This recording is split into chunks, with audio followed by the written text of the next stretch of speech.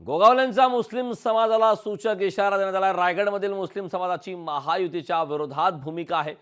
लोकसभेत विरोधात भूमिका घेतल्यानं गोगावले नाराज आहेत। तुमच्या मनात हेच असेल तर आम्हालाही विचार करावा लागेल।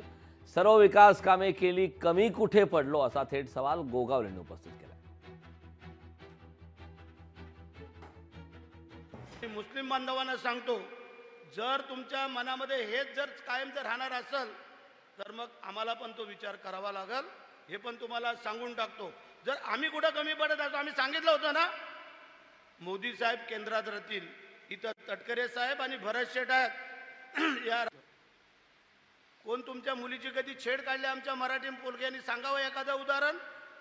कुठं आपली हिंदू मुस्लिम दंगल झाल्या या 15-20 वर्षामध्ये सांगावं एखादं आम्हाला उदाहरण?